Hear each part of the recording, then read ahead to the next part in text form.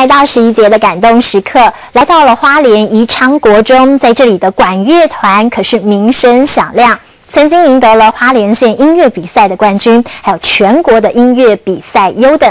不过喜悦的背后，他们的团练非常的辛苦，因为经费短缺，所有的乐器全部都是借来的，就连指挥的老师也都不支领薪水。学生因此特别珍惜这个机会，认真学习，赢得各种奖项。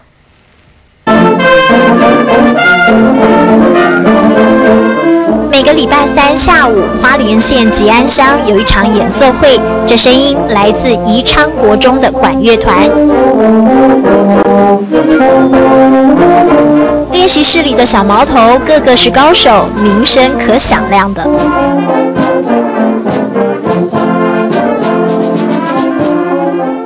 1、2、怎么样？学生最期待的就是这时刻。还在念国3的林姿轩，他的学区不属于宜昌国中，但每天花20分钟的车程来上学，因为这里有管乐团。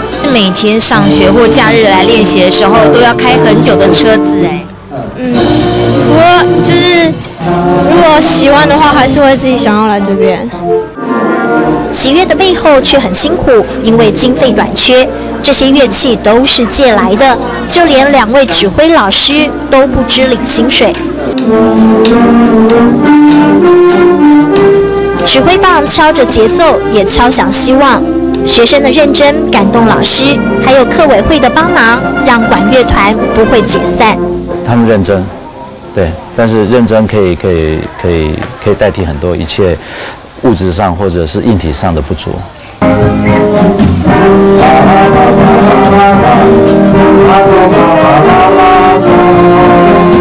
吉安乡是客家庄，因此管乐团也融入客家风格。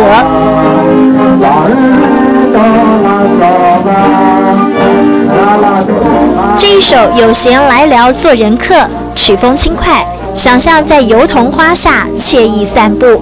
借由音乐会的形式，或是借由每一次的演出的方式，然后让更多年轻一辈的学生或是年轻人，能够借由这种方式来了解，其实客家音乐其实也是很美的，对。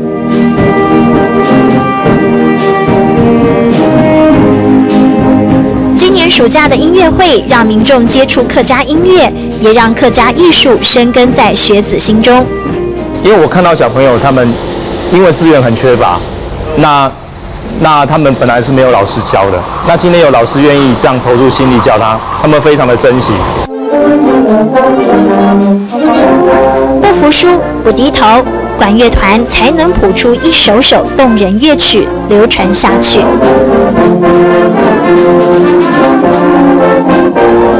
油桐花下的惬意，管乐声诠释丝丝入扣。吉安客庄的氛围，指挥棒调和，风情万种。老师的坚持，孩子的动力，协奏曲在吉安响起，谱写感动时刻。